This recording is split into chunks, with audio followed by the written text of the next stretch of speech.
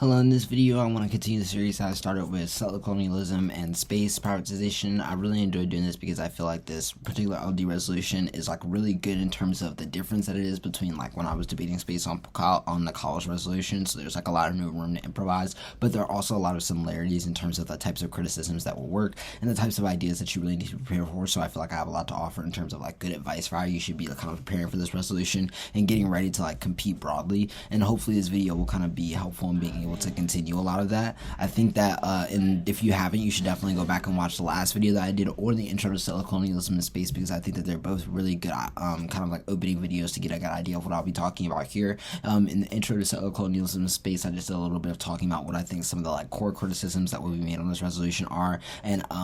what I think are just really strong arguments to make against them as a whole. Well, I feel like the kind of like video that I did just before this just started talking about what I think are some of the core arguments or priorities that you should have for how you're kind of starting off. This is a criticism on the negative versus policy teams and like what that means for your framing and thesis portion of the debate. And in this video, I'm going to continue that by talking a little bit more specifically about the link debate, permutation debating, impact comparison, alternative debating, all of which I think are really important, obviously, to like exploring like the really important facets of this criticism. But I think particularly in the context of settler colonialism, there's so much offense to be generated like through each portion of the criticism that there's a lot for me to kind of like get ground over in terms of being able to like address like how you're able to do that with all these portions of the argument. And so hopefully this video will be helpful in kind of like getting that like to make more sense in the context of just like what you should be doing like for link arguments broadly. A lot of the link arguments that I think are really good in the context of this are ones that are linked to like why the kind of like use of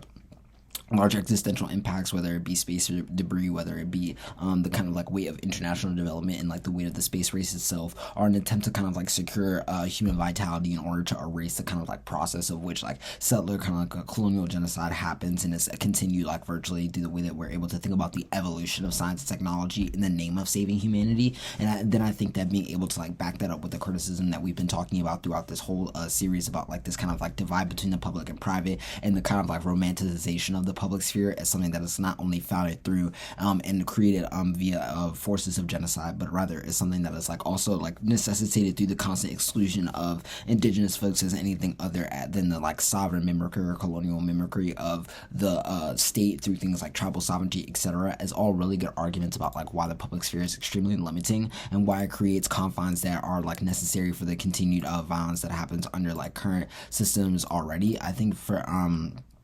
a lot of the really interesting arguments that you really kind of want to make in order to make these like arguments pop out even more are thinking about ways you can use them for like general frameworks that you can take from various types of histories. Not only can you make a lot of really interesting like foundational arguments in terms of like how this thing is kind of like set up through like the like original forms of like genocide and accumulation, but also arguments about like how during the Cold War the ways in which various concerns of natives and other marginalized groups are kind of shuttered by the ability to think about like how the space race was meant to like unite the country and was able to, and was supposed to be something that was like allowed for like a continuation or the bringing of just like a different era of humanity in general in the context of America. I think that when you're trying to think about like how that kind of when you're trying to figure out like what that transition is looking like in the context of like how you're thinking about like what this turns into for like permutation debating, impact comparison, alternative debating, or like ways that you can kind of like look at this link argument from the context of something outside of just like why the public is just like historically bad, is making arguments about like what like indigenous resistance in the context of the public looks like in terms of how it's constantly funneled into the apparatus of like tribal sovereignty, or like through that like speaker of like tribal sovereignty, which is the ability to continue like genocide through the context of making like indigenous voices only recognizable through like the languages and the framework that is like institutional valuable in the context of like the United States federal government and is recognizable at a governmental level. And I think that being able to win at those kind of like base ways of trying to organize and think about like how we should consider responses to violence ultimately like over limit the ability to think about like various forms of indigenous resistance and other ways of thinking about like organizing that happen outside of the terms of sovereignty, and like how that is kind of like an extremely limiting framework for like what it means to actually represent like the most marginalized and like how we're able to think about violence in the at all. I think that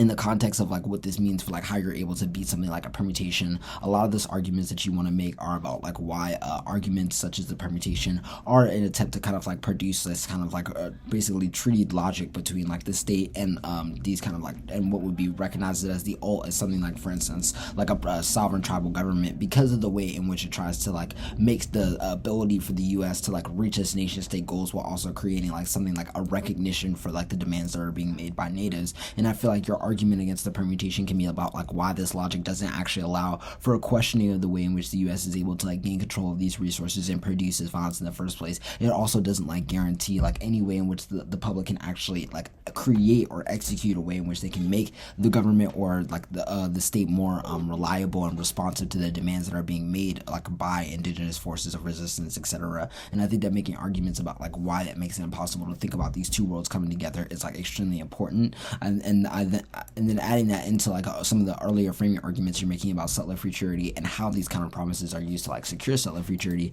can be really helpful in terms of like adding on various types of impact arguments and stuff like that. I then think that when you kind of like transition some of this advice into what you should be doing in the impact comparison portion of the debate, this is another like portion of the debate where I feel like you could be adding on a lot of like offense that is like left out from the link debate, a lot of critiques about like why human vitality and the ideas of kind of like utilitarianism, the ability to save humanity at all costs, are the continual justifications for acts of genocidal erasure, and like why they're able to create this kind of like this like creation of resources from the ability to like seize land, to seize power from various indigenous like organizations or various indigenous peoples generally. And I think making arguments about like why that, whether or not it's like a question of these specific science and technology being made off of like resources that are seized by indigenous people, is irrelevant to the question of whether or not that logic for like how we're able to justify the continuation of human life is able to suture what justifies our politics in the first place, which is why you kind of like put this indict specifically like in the context of the impact comparison. But it gives you a lot of offense to really hang off of, and to prove that the way in which they're kind of invested in the framing arguments you're kind of like right about at the top of the debate. And I think when you get to the alternative, it opens up a lot more options for you to kind of like have variability for arguments like such as like whether or not you really want to be able to win that you solve the affirmative or not, or whether you really just want to kind of like question and like have a critical kind of like argumentation for like the way in which they're just considering like what space is as a whole, and like the way in which space kind of operates as a question as a question of like what we think about like human potential and our relationship to humanism as a whole. I think that you can either generate a lot of offense or places to help your alternative from earlier portions of the debate to prove why just refusing the affirmative on its merits could be good. But I think that it could be additionally helpful to have an alternative that really does a question or rethink the role that space has, so you can maybe answer some of the questions about like what about the inevitability of space, how should we relate to it if it's going to be like this kind of like factor in the way in which we live human life regardless. And I think that being able to like delve into those deep questions can be rewarding in terms of finding nuanced offense as well. Hopefully this video is helpful for you, and hopefully you tune into more videos I'll be doing with settler colonialism in space. And yeah, thank you so much for watching.